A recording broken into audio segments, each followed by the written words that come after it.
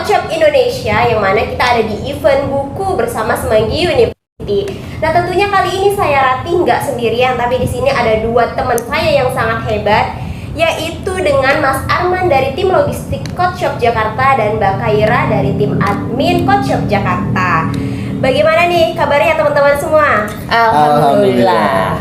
Baik. Kompak banget Baik kita. ya, benar ya? Sehat. Iya. Alhamdulillah. Gimana nih awal tahun 2023? Untuk di awal tahun banyak hal-hal yang buat menjadi dewasa sih. Apa tuh Mas contohnya? Contohnya kayak kemarin ada masalah kan, terus dicari jalan keluarnya gimana biar masalah itu selesai gitu.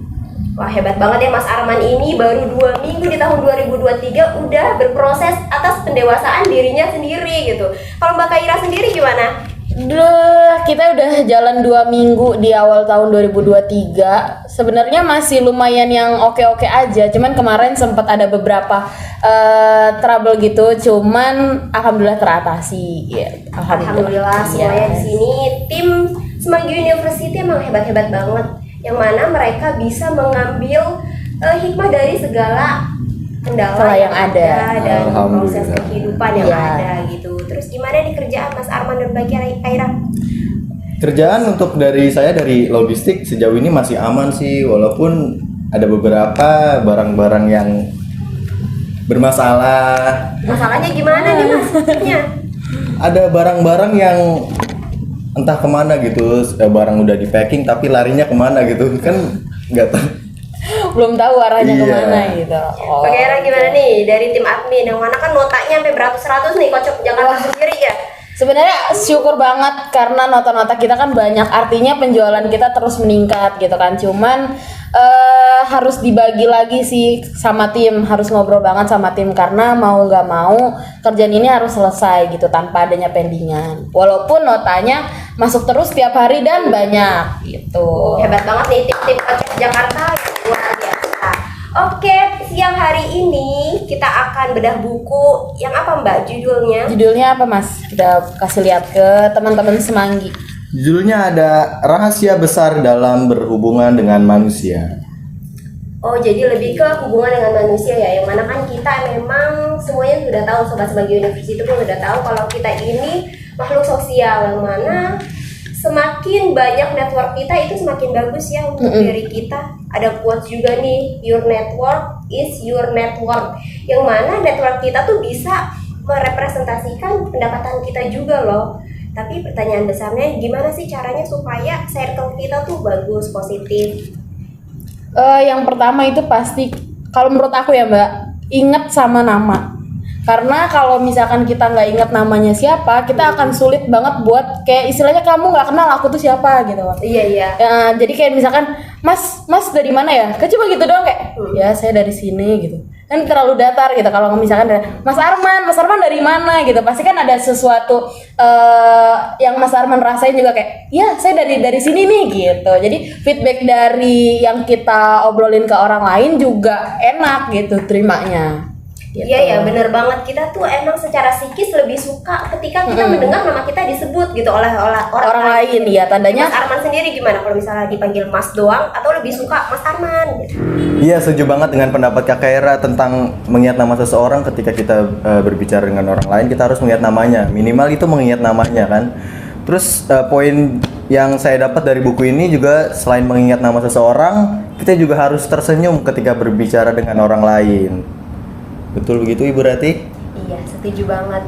Yang mana senyuman kita, apalagi senyuman Mas Arman yang manis ini bakal memikat lawan bicara kita gitu kan ya.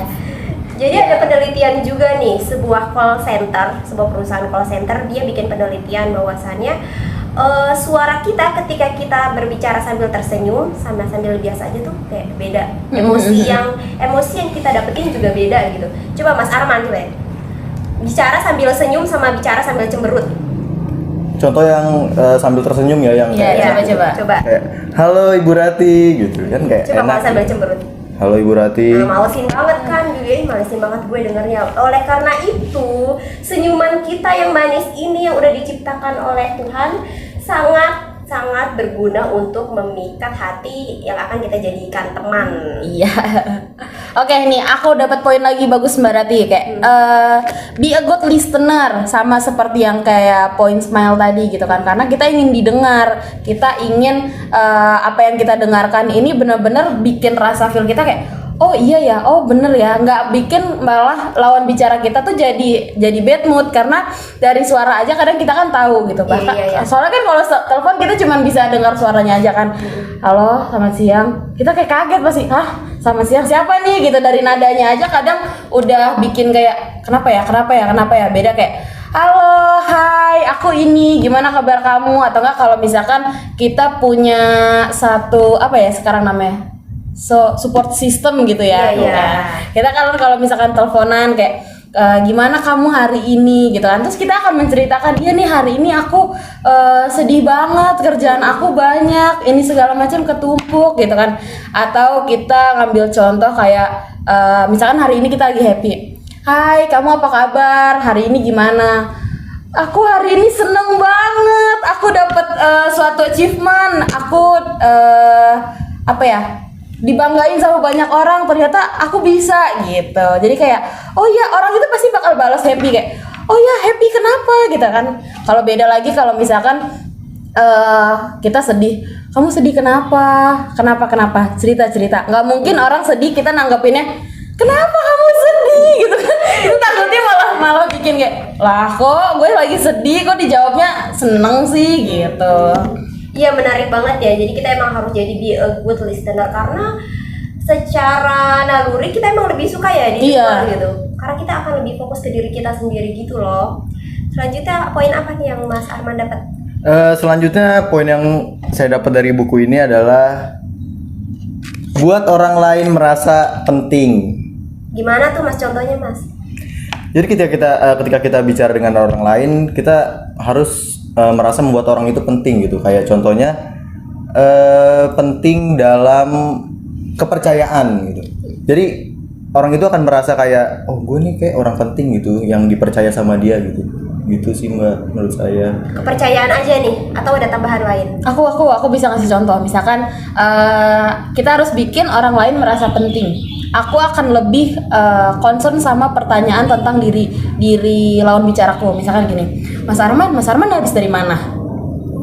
Saya habis dari Coach Shop Jakarta. Oh, Mas Arman ngapain di Coach Shop? Sekarang saya sedang bekerja di Coach Shop Jakarta. Oh, Mas Arman kerja di Coach Shop. Bagian apa, Mas? Di bagian logistik. Nah, mungkin seperti itu Mbak Rati, karena pertanyaan yang lebih apa ya istilahnya concern sama diri dia dibanding kayak misalkan Mas Arman habis dari mana? Dari Coach Shop. Oh, saya dari Mangga 2 gitu. Saya juga tadi habis kerja sih. Mas kerja ya? Iya sih Mbak. Iya, itu kan beda banget gitu. Jadi nggak lebih concern ke diri kita sendiri, bukan lawan bicaranya gitu. Iya, berarti kalau bahas anak sekarang kita suka adu nasib gak sih? Iya. Misalnya kita ngeluh, kita tuh mau curhat, tapi kok malah lu jadi yang curhat gitu loh. Jadi kita emang ada penelitian juga dari perusahaan call center tadi, bahwasannya orang yang mereka telepon itu kebanyakan mereka nyebut dirinya saya sendiri gitu. Saya dibanding kamu. Itu artinya kita ini nalurinya itu emang lebih suka orang-orang fokus ke kita gitu.